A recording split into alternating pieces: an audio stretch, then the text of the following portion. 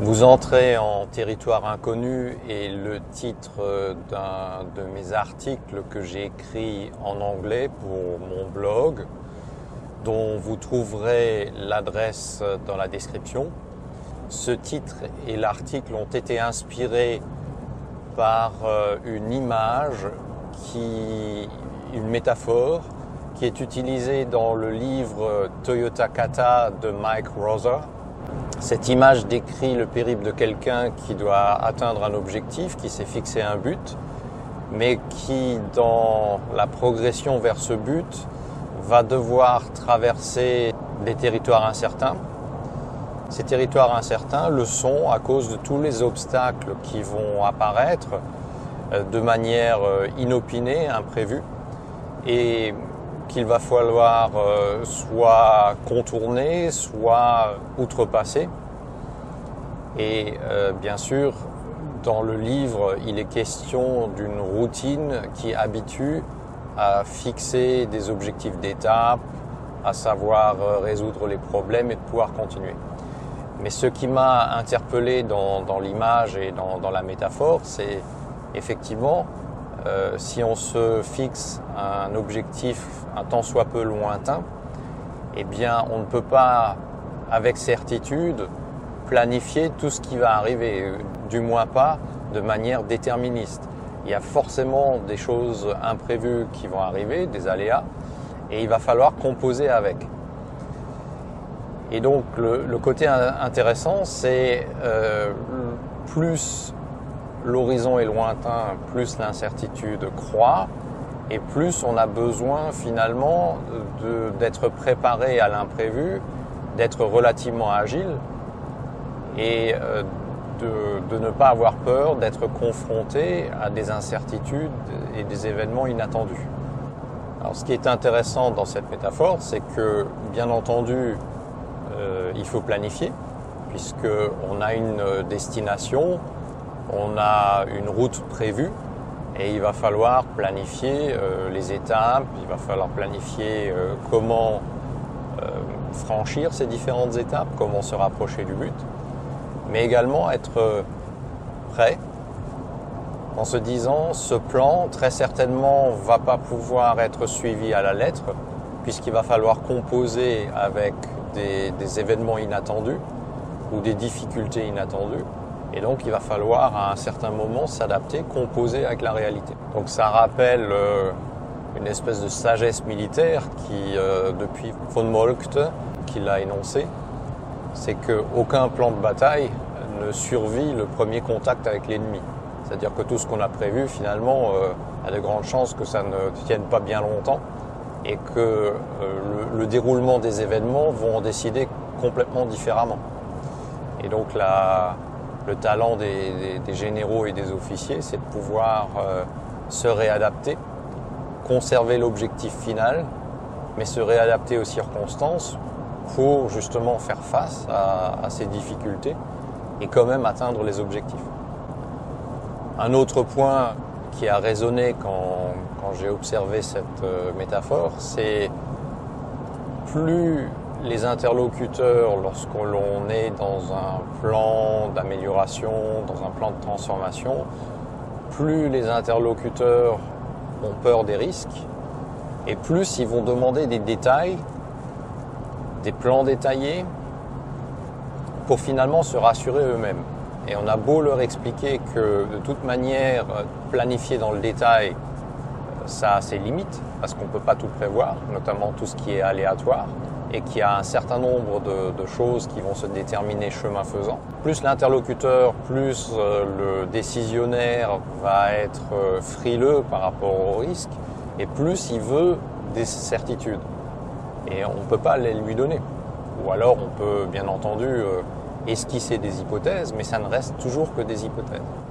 À l'inverse, quelqu'un qui est conscient qu'on ne peut pas tout prévoir et qu'il y a une part de risque inhérente à toute entreprise, à tout projet, eh bien, il va accepter le fait qu'on peut tracer les grandes lignes d'un projet, d'un changement, d'une amélioration, d'un projet de transformation, mais que oui, il va falloir composer avec des difficultés Et il ne faut pas se laisser décourager par ces premières difficultés qui apparaissent.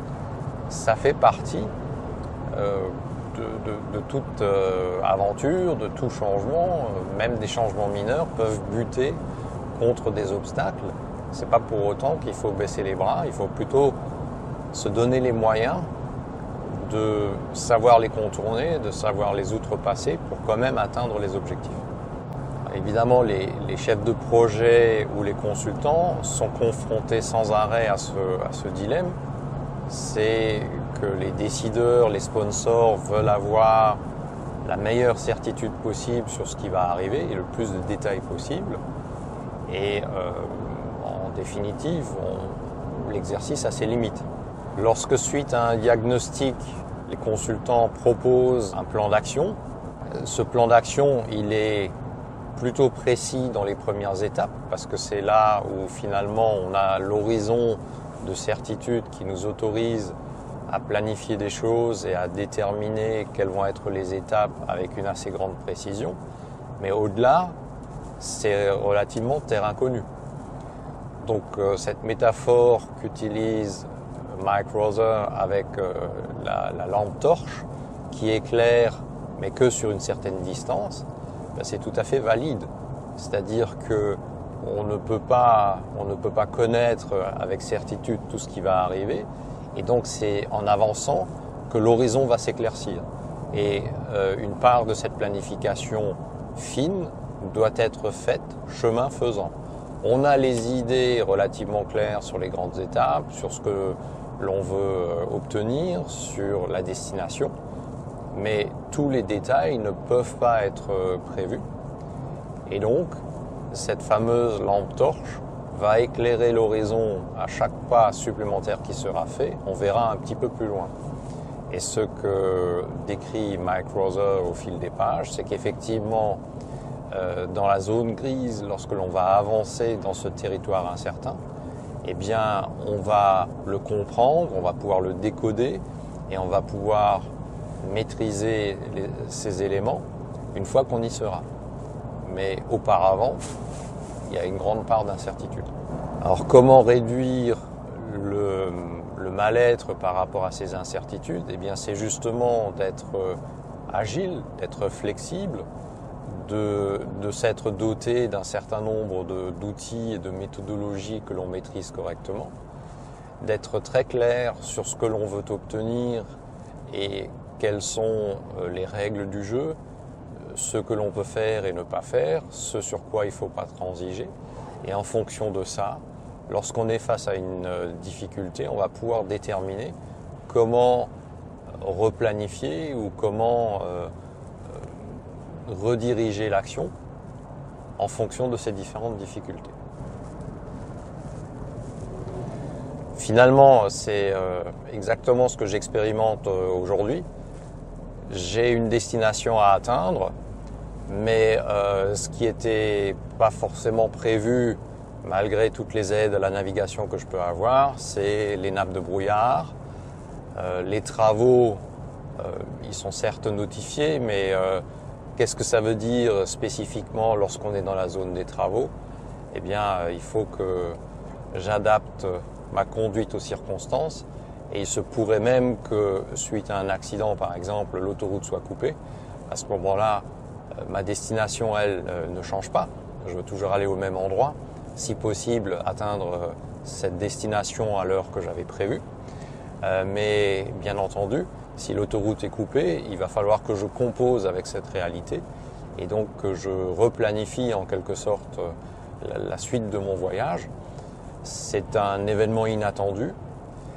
Ça pourrait être pire, la voiture hors d'usage. À ce moment-là, pour atteindre ma destination, il faut des moyens encore différents.